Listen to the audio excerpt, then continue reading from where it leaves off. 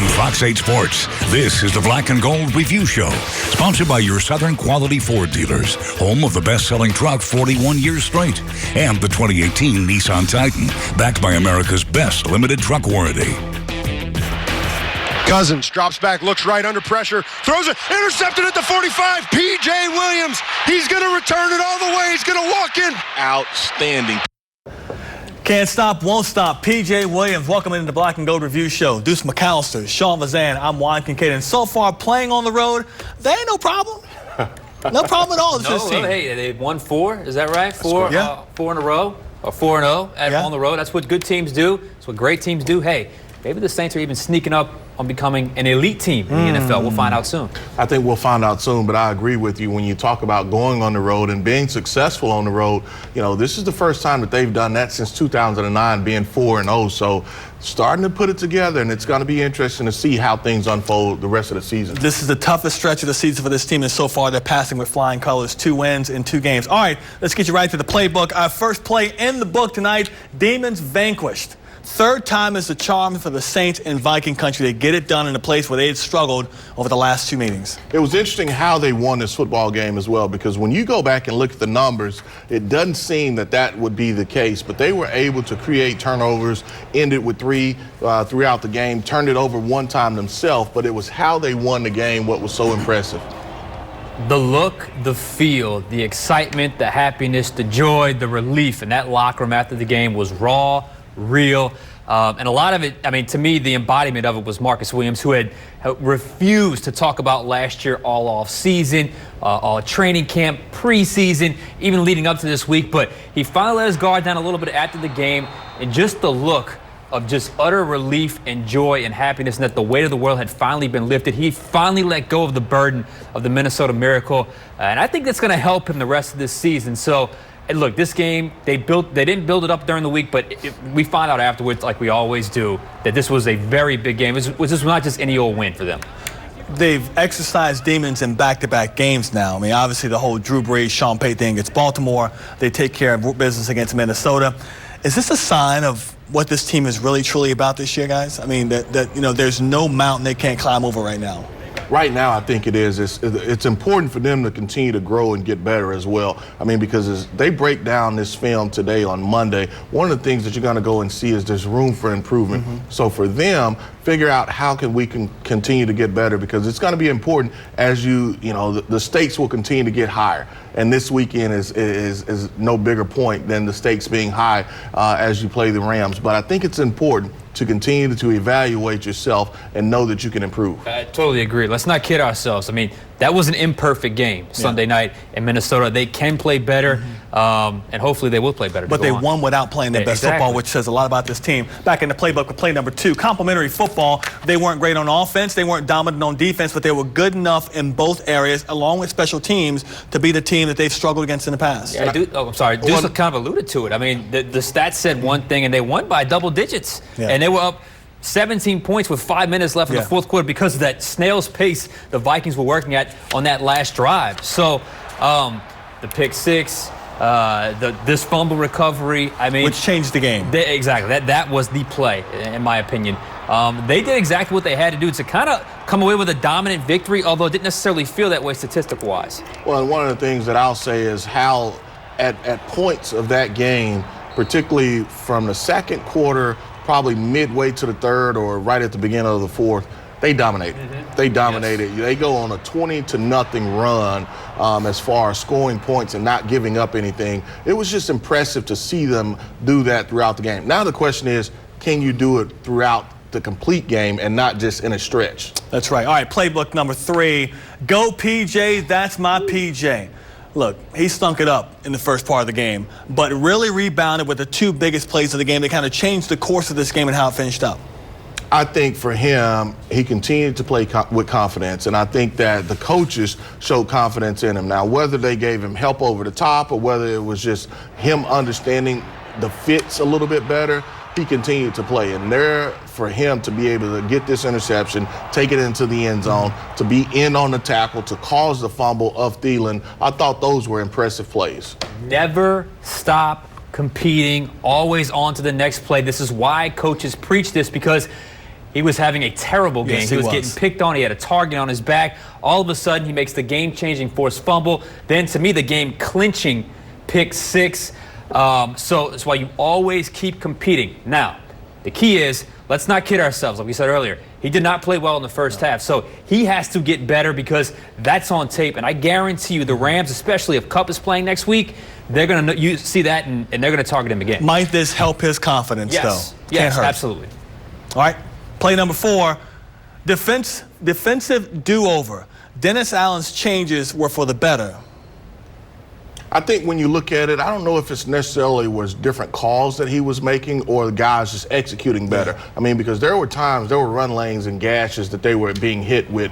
But whatever they did, the adjustments that they made right after the first quarter and or him just calling and sticking with a few calls, they were a lot better at doing so. So I think, that short yardage right there at the goal line, it took them 4 downs to be able to score. And that was twice where it looked, hey, look, you guys, you're going regular or big personnel. They had to spread them out. They could not run it in like they originally thought they were. Yeah. And I don't know what it was, but it just felt like all of a sudden that front 4 just woke up in the second half. And all of a sudden, Davenport had 2 sacks. Rankins had 2 sacks.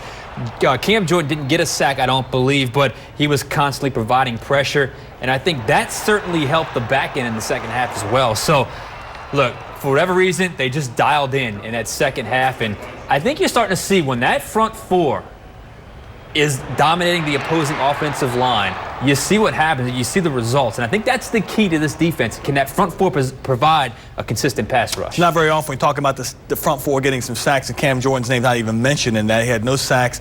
Wasn't a real big factor in the game. But again, the front 4, they have to have a good game for them to win a big game like with LA coming up next. All right, headline number 5 in the playbook, quarterback confusion. There's no mistaking who the starting quarterback is with this team, but options are plenty. 3 quarterbacks on the field at the same time. Sean Payton's having fun with this offense, but they're getting production from all 3 guys. Bridgewater didn't throw the ball, but he's out there. For him to be able to step on the field back at a place that he was dominant, I know it had to feel good for them. But what it happens or what it does is it makes teams have to prepare and something that they have to look for to say, hey, look, how can we stop this? What are they going to do next? This is what they normally do out of this formation, and this is the first time that we've seen the 3 quarterbacks, but you have to figure there's more coming out of that formation. Is there anyone enjoying this football season more than Sean Payton right now? He is living his best life. Yes. I mean, 3 quarterbacks on one play, Taysom Hill throwing deep post. As a new package for Taysom Hill every week. There's new wrinkles in his offense. I mean, he's not found his mojo. He's always had his mojo, but it just feels like, man, it's at another level with just the creativity. And, I mean, you just got to wonder what's coming next. I mean, something crazy is coming here in the next couple of weeks. It's been fun to watch. All right, coming up, the Saints avoided any sort of miraculous comeback thanks to the game's longest drive. Sean breaks down the film of the dominant stretch for the O-line. And what's the next big role Taysom Hill could fill for this team? That and some viewer questions are still to come.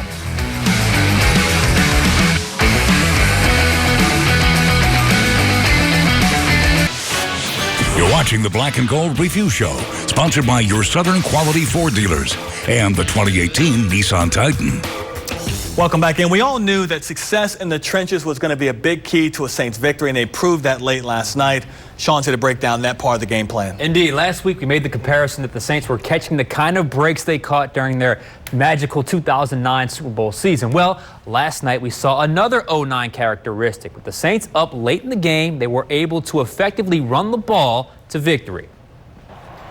The Saints finished the game with 29 carries for 106 yards, but 15 of those rushes came on their last 2 offensive possessions of the game. And though the backs got the yards, it was the O-line that stole the show.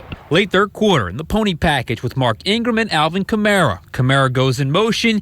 Ingram takes the handoff. Watch Ryan Ramczyk. He pushed Ben Gideon back and pancakes him to the ground, while Larry Warford moves defensive tackle Linval Joseph off his spot.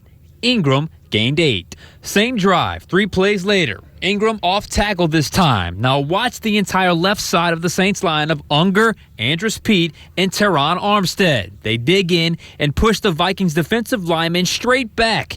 Ingram only gained 3, but the line was impressive. Fourth quarter, again, same drive, 11 personnel, 3 wide receivers set. Kamara gains 4 on first down. But keep your eyes on Unger. He gets to the second level and takes the linebacker out of the play.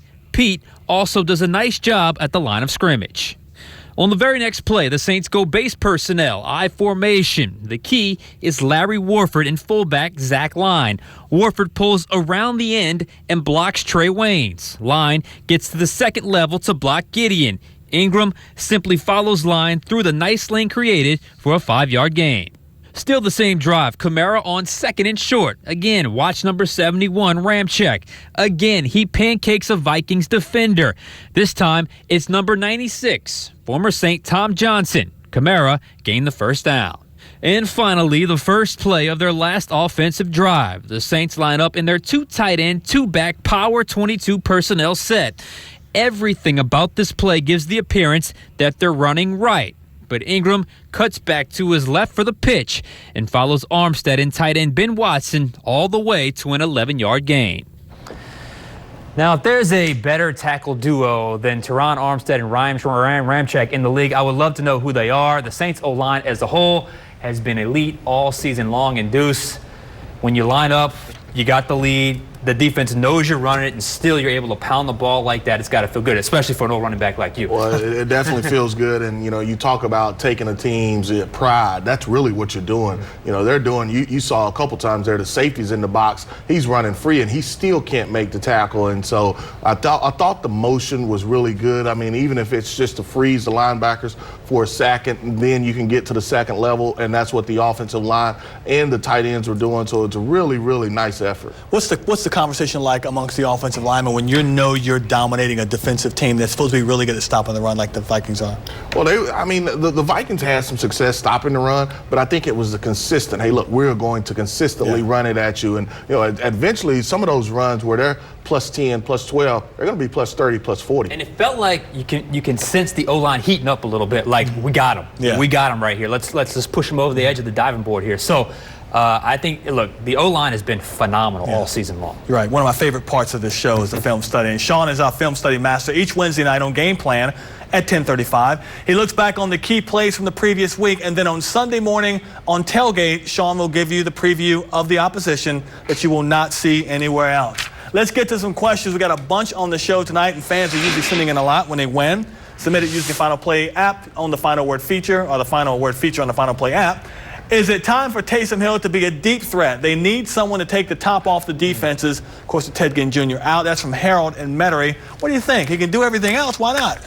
I think send him deep. Yeah, at some point you may see him deep, but I think the person that they love for that job is Traquan Smith, and so he's just got to continue to get the opportunities. Look, Taysom Hill has been phenomenal doing whatever they have asked him to do. So at some point, yes, you may see him go deep, but I think Traquan Smith is going to be that guy. Yeah, I can see it happening maybe as kind of an outlier play, kind of a trick play, but he's not going to be your consistent deep threat. I mean, I think that belongs to Traquan Smith, as Deuce alluded to. And look, he's done just about everything else. I'm not saying he can't do it, and he certainly has the speed to do it, but I mean, look, it'd be hard to complain about whatever Taysom Hill's doing right now because everything he's doing, it seems to work. The broadcast crew was loving the fact that they kept saying that Taysom Hill is the fastest guy on this football team. I mean, there aren't many things he can't do so far, and everything he's touched seems to be turning to gold so far.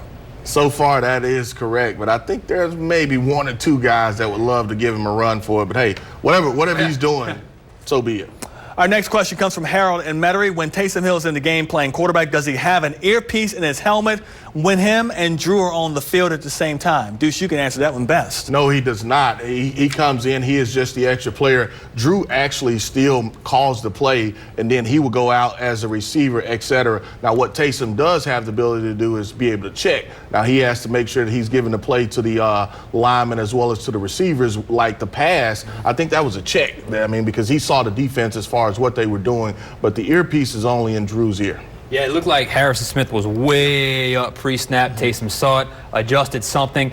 I think that was a check. I think you're right. And they basically said, look, you're going to get this look. He's going to move up. When you do that, send Michael Thomas over the top, and that's exactly what happened. One thing we talked about in the office before we came on for this show is that every year, every game, every play, pretty much, the coaches are in the quarterback's ear up until 15 seconds. Kind of explain how that works out, because that's the thing the fans and we in the booth and the media booth don't know about. That's an interesting part. Yeah, it is. And so the team that you're going to play next, they use it really, really a lot. And so one of the things that you've seen Jared Goff, him be able to excel, is because he gets up to the line of scrimmage so early. And so he's got McVay talking to him up until that earpiece cuts off. And it's normally around 15 seconds that it cuts off. And so for a defense, if you've got a really good understanding of a scheme and what you're trying to do, you want to check after that number cuts off. And so Jonathan Vilma was really, really good at it, being able to line those guys up and then go into another formation or another play. Game within the game. I mean, I didn't know that 15-second rule. I know it was something you could talk to the quarterback up until a certain point, but 15 seconds, that's interesting. There's a lot of communication going on. We know Sean Payton is and Drew Brees is here, but last second, then Brees just takes it from there. All right, coming up, has the addition of Eli Apple solved the secondary problems? And what's up with Ken Crawley not being active? We'll continue answering your questions. And the NFC's leaders clash in Week 9 with just one loss between them. We've got your first look at the Saints and Rams battle for conference supremacy coming up.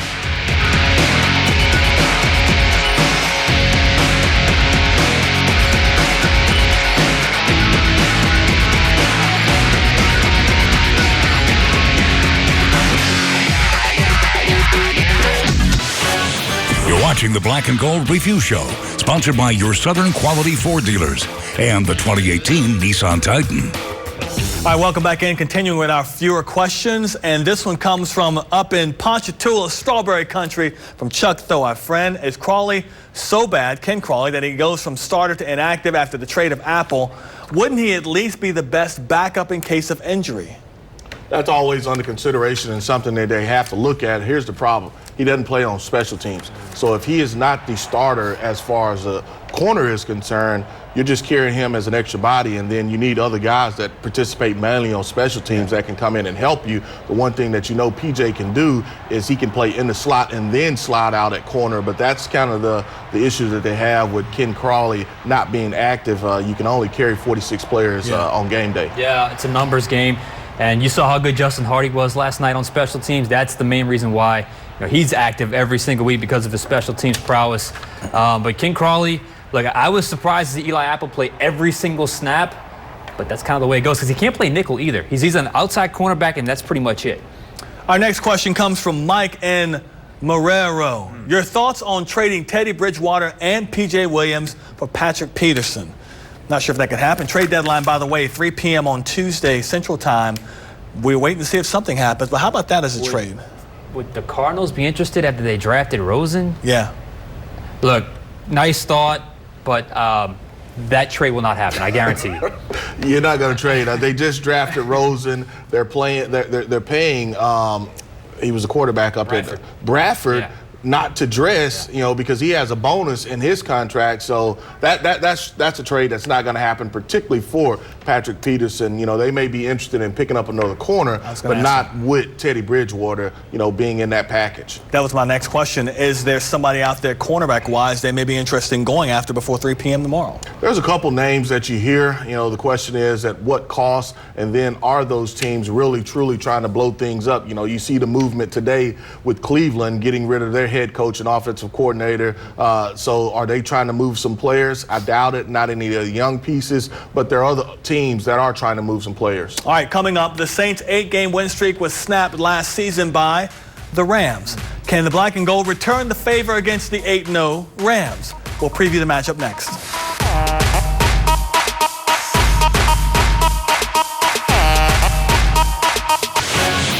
Watching the Black and Gold Review Show, sponsored by your Southern Quality Ford dealers and the 2018 Nissan Titan. Here's a quick slant, and it's an easy touchdown. All the time in the world. Throws to the back of the end zone, and it is caught for the touchdown.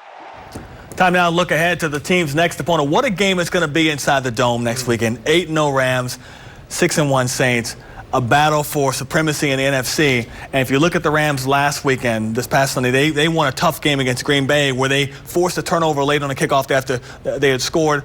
It's a pretty evenly matched football game right now, it seems like. Definitely evenly matched football game. I think, it's going to be interesting how they try to match up with Todd Gurley. I mean, he's a young man that can hurt you running the football. He's a young man that can hurt you as a receiver as well. So you have to know where he's at. They have some other weapons. Cooks, we're obviously familiar with him. So if Cooper Kupp is back, he's going to be a problem in the slot. So you have to be ready and prepared to match up against this Ram team. And I remember when the Saints were making that undefeated run back in 2009. It was around mid-season, maybe week 9, maybe week 10, where being undefeated started to wear on them a little bit. And I'm curious with how close a few games have been with the Rams lately that perhaps they've reached that point. Going to get into a hostile environment, obviously, this weekend, this Sunday, inside the Superdome. So it should be a great one. But I'm curious the psyche, if you will, of the Rams heading into this game. 29-27 yesterday, they beat Green Bay. When they played the Saints last year, it was 26-20 the final score. That was week 12. It seems to me, if I'm looking at this Rams team, I see a lot of the Saints, and they've got so many weapons all over the field. They've got a bunch of receivers that can catch balls. But I think Todd Gurley is just the biggest difference maker between the two teams. Agree? Well, he's the MVP, offensive MVP last year. I mean, and so for him, he's just been rejuvenated playing under Sean McVay in that offense. And so for the Saints, you have to limit him. And I think he's probably a better version of Saquon Barkley because both of them can do a lot of things. Yeah, and look, what's the one thing the Saints have done great defensively? Run defense, stop the run. Yeah. So that'll be the matchup you watch on Sunday night. That's going to be a tough one. That's going to be a tough one. All right, we'll have more Saints-Rams talk on tomorrow's Fox 8 Overtime, and then Wednesday night on Game Plan. Until next time, for Deuce, this is Deuce, and Sean. Did you guys switch? No. I'm Juan Kincaid. Thanks for watching. Our next newscast is at 4:30 in the morning. Have a great night. From Fox 8 Sports, this has been the Black and Gold Review Show, sponsored by your Southern Quality Ford dealers, home of the best-selling truck 41 years straight, and the 2018 Nissan Titan, backed by America's best limited truck warranty.